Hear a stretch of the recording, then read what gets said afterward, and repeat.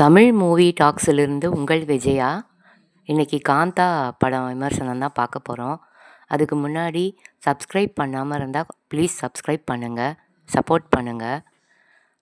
1950களில் தமிழ் சினிமாவில் பெரிய இயக்குனராக இருந்து சரிந்து போன ஐயா சமுத்திரக்கனி தன் கனவு படமான சாந்தா படத்தை உச்ச நடிகரும் அவரின் சிஷ்யருமான டி.கே. மகாதேவன் துல்கர் சல்மானை வைத்து இயக்குகிறார்.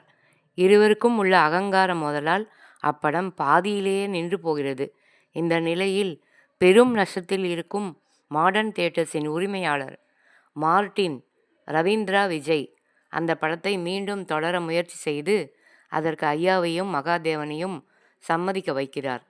மகாதேவனின் சினிமா வாழ்க்கையை முடிவுக்கு கொண்டு வர அந்த படத்திற்கு புதுமுக கதாநாயகியாக குமாரியை பாக்யஸ்ரீ அறிமுகம் செய்து அகங்கார பகடையாடுகிறார் ஐயா. இந்த அகங்கார மோதலில் பின்னணி என்ன? இறுதியில் சாந்தா படம் நிறைவடைந்ததா?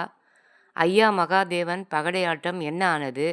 போன்ற கேள்விகளுக்கு பதில் சொல்லியிருக்கிறது அறிமுக இயக்குனர் செல்வமணி செல்வராஜ் இயக்கியிருக்கும் சாந்தா. கோபம், ஆக்ரோஷம், வஞ்சகம், அகங்காரம் என அந்த கதாபாத்திரத்துக்கு தனிப்பட்ட வாழ்க்கை பரிமாணங்களையும் தன் நேர்த்தியான நடிப்பால் ஆழமாக்கி நடிப்பு சக்கரவர்த்தி என்ற அந்த கதாபாத்திரத்தின் அடைமொழிக்கு இரத்தமும் சதையுமாக நியாயம் சேர்க்கிறார் துல்கர் சல்மான். படத்தின் மற்றொரு துருவமான பெரிய அலட்டலில்லாத உடல் மொழியில் வந்து எமோஷன் காட்சிகளில் தன் அடர்த்தியான பங்களிப்பால் சமர் செய்திருக்கிறார் சமுத்திரக்கனி. ஆங்காங்கே வரும் நையாண்டி வசனங்களில் கனியின் ட்ரேட்மார்க் நச்சென்று தெரிகிறது. அந்த கால கதாநாயகிக்கான தோற்றத்தோடு குரு மீதான மரியாதை, காதலன் மீதான மோகம், அப்பாவித்தனமான அணுகுமுறை, வெல்ல வேண்டும் என்ற வெறி என்பதாக கனமாக கொண்டே போகும் கதாபாத்திரத்தை சிரமம் இல்லாமல் தாங்கி கவனிக்க வைக்கிறார் பாக்யஸ்ரீ.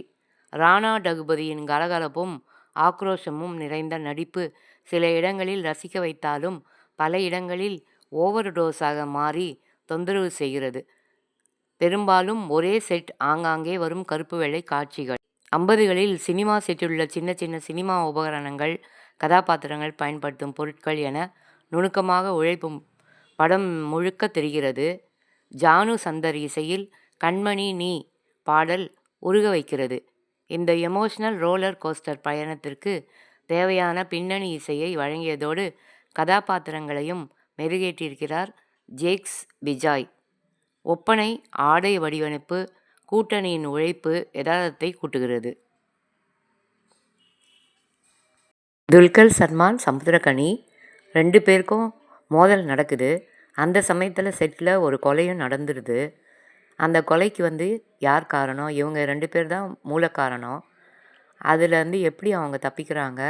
அதுலேருந்து என்ன பண்ணுறாங்க? யார் கொலை பண்ணியிருக்காங்க? எப்படி இவங்க என்ன பண்ணுறாங்க? அப்படின்றது தான் கிளைமேக்ஸு. கிளைமேக்ஸ் நம்ம யாருமே எதிர்பார்க்காத அளவுக்கு ரொம்ப சூப்பராக இருக்குது. யாருமே நம்ம எதிர்பார்த்துருக்க மாட்டோம். அவங்க 2 பேர் எப்படி பண்ணுறாங்க, என்ன பண்ணுறாங்க? அவங்க 2 பேரும் கர்வம், 2 பேருமே ஈகோவால் இந்த மாதிரி கிளைமேக்ஸ் நடக்குது. அவர் சமுத்திரக்கனி ரொம்ப ஓவராக பண்ணுறாரு. அதனால் இவரும் அவருக்கு ஈக்குவலாக பண்ணுறாரு. இந்த 2 பேரோட மோதல் தான் மெயின் கதை. ராணாவும் நல்லா நடிச்சிருக்காரு இதில். அவரும் தமாஷ் பண்ணியிருக்காரு, எல்லாம் பண்ணியிருக்காரு. பாட்டும் ஒன்று நல்லாயிருக்கு. இந்த கதையை நம்ம அன்எக்ஸ்பெக்டடாக இருக்குது கிளைமேக்ஸு. எல்லோரும் கண்டிப்பாக போய் தேட்டரில் பாருங்கள். நல்லா தான் இருக்குது, ஒரு வாட்டி பார்க்கலாம். பேய் கதை மாதிரியும் இருக்குது. அப்புறம் அந்த கொலை கேஸு இது எல்லாமே பின்பகுதி ரொம்ப நல்லாயிருக்கு. முன்பகுதி 2 பேருக்கும் எப்பயுமே மோதல், அவங்க 2 பேரும் கிளாஷ் பண்ணுறது, இவன் நம்மக்கிட்ட மோதுறானே அப்படின்னு சொல்லிட்டு சமுத்திரக்கனிக்கு ரொம்ப கர்வமாக இருக்கு அவருக்கு. அவர் அகங்காரம் பிடிச்சி இது பண்ணுறாரு. இவரும் துல்கர் சல்மானும் விட்டு கொடுக்காம அவரும் அவர் கூட சமமாக மோதுறாரு. இதுதான் கதை. கதை 50களில் நடக்குது. அதனால் அந்த காலத்தில் உள்ள அந்த ட்ரெஸ்ஸு, அந்த நுணுக்கங்கள், அந்த ஹேர் ஸ்டைலு அதெல்லாம் ரொம்ப நல்லாயிருக்கு.